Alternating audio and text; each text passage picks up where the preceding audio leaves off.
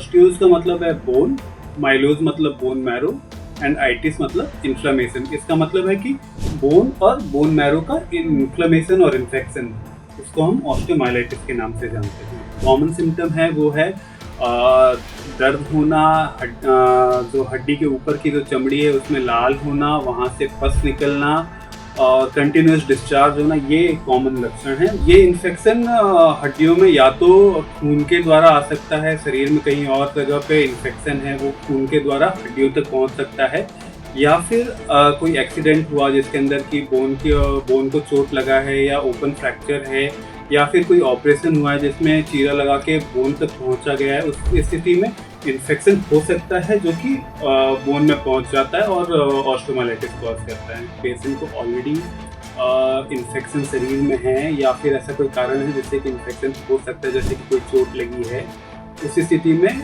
Chances normal आदमी से ज़्यादा होते हैं बच्चों में और डायबिटीज़ वाले पेशेंट में, क्योंकि ये एक कल्चर मीडिया, एक ग्रोथ, बैक्टीरिया की ग्रोथ के लिए एक बेटर मीडियम प्रोवाइड करते हैं। इसलिए बच्चों में और डायबिटिक पेशेंट में ऑस्टियोमाइलाइटिस होने की चांसेस ज़्यादा होते हैं। आज हम बात करेंगे ऑस्टियोमाइलाइटिस यानी कि हड्डियों का इन्फेक्शन को लेकर। नमस्कार, मैं मोप्रिया और आज हमारे साथ है गौरी देवी हॉस्पिटल से ऑर्थोपेडिक डिपार्टमेंट का असिस्टेंट प्रोफेसर डॉक्टर अंकुर राय। सर, आपको बहुत बहुत स्वागत है। Thank you. मेरा नाम डॉक्टर अंकुर राय है। मैं consultant orthopaedic surgeon and assistant professor हूँ गौरी देवी इंस्टीट्यूट ऑफ मेडिकल साइंस में। Thank you for having me here. Sir, पहले ही जानना चाहेंगे ऑस्टियोमाइलाइटिस क्या है? ऑस्टियोमाइलाइटिस अपने आप में तीन छोटे छोटे शब्दों से बना हुआ है, ऑस्टियोज, माइलोज एंड आइटिस। ऑस्टियोज का मतलब है बोन, माइलोज मतलब बोन मैरो एंड आइटिस मतलब इन्फ्लेमेशन। इसका मतलब है कि बोन और बोन मैरो का इन्फ्लेमेशन और इन्फेक्शन, उसको हम ऑस्टियोमाइलाइटिस के नाम से जानते हैं। ये इन्फेक्शन कैसे होता है? ये इन्फेक्शन हड्डियों में या तो खून के द्वारा आ सकता है, शरीर में कहीं और जगह पे इन्फेक्शन है वो खून के द्वारा हड्डियों तक पहुंच सकता है, या फिर कोई एक्सीडेंट हुआ जिसके अंदर की बोन को चोट लगा है या ओपन फ्रैक्चर है, या फिर कोई ऑपरेशन हुआ है जिसमें चीरा लगा के बोन तक पहुंचा गया है, उस स्थिति में इन्फेक्शन हो सकता है जो कि बोन में पहुंच जाता है और ऑस्टियोमाइलाइटिस कॉज करता है। बच्चों में और डायबिटीज वाले लोग में ज्यादा होता है ये? अपने आप में बच्चों में या डायबिटीज़ वाले पेशेंट में ऑस्टियोमाइलाइटिस ज़्यादा नहीं होता है अनटिल अनलेस कि पेशेंट को ऑलरेडी इन्फेक्शन शरीर में है या फिर ऐसा कोई कारण है जिससे कि इन्फेक्शन हो सकता है, जैसे कि कोई चोट लगी है। उस स्थिति में चांसेस नॉर्मल आदमी से ज़्यादा होते हैं बच्चों में और डायबिटीज़ वाले पेशेंट में, क्योंकि ये एक कल्चर मीडिया, एक ग्रोथ, बैक्टीरिया की ग्रोथ के लिए एक बेटर मीडियम प्रोवाइड करते हैं। इसलिए बच्चों में और डायबिटिक पेशेंट में ऑस्टियोमाइलाइटिस होने की चांसेस ज़्यादा होते हैं। लोग समझते कैसे हैं कि ऑस्टियोमाइलाइटिस हुआ है? डॉक्टर के पास आते हैं तभी जान पाते हैं या फिर पहले से ही कोई लक्षण दिखाई देते हैं? लक्षण डेफिनेटली शुरुआत में रह सकते हैं, लेकिन जो ऑस्टियोमाइलाइटिस का डायग्नोसिस है आप घर पे नहीं बना सकते। इसके लिए आपको डॉक्टर से मिलना होगा। तो इसमें लक्षण क्या रहते हैं कि पेशेंट को या तो कोई ऑपरेशन हो रखा हो पहले, उसके बाद में वहाँ पे सूजन है, लालपन है, कोई पस या मवाद निकल रही है, या फिर कोई चोट लगी है, चोट लगने के बाद में वहाँ पे पस या मवाद निकल रही है और वहाँ पे लालपन है। उस स्थिति में डॉक्टर सस्पेक्ट करता है कि नहीं, इसमें हड्डी का इन्फेक्शन हो सकता है और डॉक्टर आगे जो जांचें होती हैं वो करवाते हैं, जैसे कि एक्सरे हुआ या ब्लड टेस्ट हुआ, और इन सारी चीज़ों को साथ में रखते हुए हम ऑस्टियोमाइलाइटिस का एक डायग्नोसिस बनाते हैं कि अच्छा, पेशेंट को हड्डी का इन्फेक्शन है। कभी कभी देखा जाता है कि कई लोगों का बुखार होता है, तो ये एक सिम्टम है? ऑस्टियोमाइलाइटिस में बुखार बहुत कॉमन सिम्टम नहीं है अनटिल अनलेस कि जो इन्फेक्शन है वो पूरे शरीर में फैल जाए। इसके अलावा बुखार बहुत कॉमन सिम्टम नहीं है। जो कॉमन सिम्टम है वो है दर्द होना, जो हड्डी के ऊपर की जो चमड़ी है उसमें लाल होना, वहाँ से पस निकलना और कंटिन्यूस डिस्चार्ज होना, ये कॉमन लक्षण हैं बजाय के बुखार के। ये सिर्फ बुजुर्गों को ही होता है? या जो ऑस्टियोमाइलाइटिस है ये सिर्फ बुजुर्गों में होता है, ऐसा नहीं है, किसी भी एज ग्रुप में हो सकता है।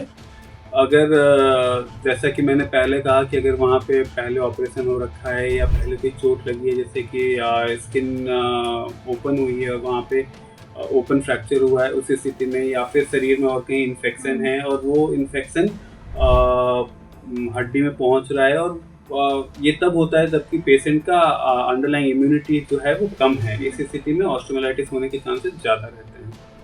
ट्रीटमेंट कैसे करते हैं आप लोग? ट्रीटमेंट से पहले हम लोगों को ये इंश्योर करना होता है कि नहीं ये ऑस्टियोमाइलाइटिस है। तो जैसा कि मैंने पहले कहा कि वो उसके लिए आपको एक्सरे, ब्लड टेस्ट वगैरह करने की ज़रूरत पड़ती है। एक बार हमारा डायग्नोसिस बन जाता है कि नहीं ये कई केसेस में एमआरआई तक की ज़रूरत पड़ सकती है, अगर जहाँ पे हम डायग्नोसिस बनाने में सफल नहीं रहते हैं कि नहीं अब मतलब एक्सरे और एमआरआई करना पड़ता एक्सरे है। और MRI not in all cases, कुछ केसेस में एमआरआई करने की भी ज़रूरत पड़ सकती है।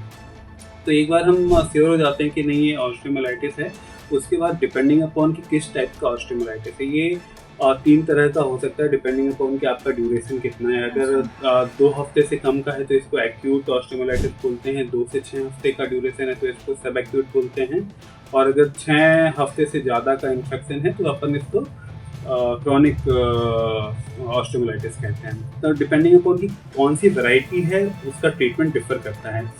मेजॉरिटी इन ऑल केसेस जो सबसे इम्पॉर्टेंट स्टेप रहता है एंटीबायोटिक देना, और जहाँ पे इन्फेक्शन हुआ है उस जगह की सफाई करना, क्योंकि जब तक अपन उस जगह की सफाई नहीं करेंगे वो बैक्टीरिया वहाँ पे पनपते रहेगा और वो बढ़ते रहेगा। इसलिए एंटीबायोटिक और साथ में उस हड्डी में उस जगह की सफाई करना सबसे इम्पॉर्टेंट स्टेप है।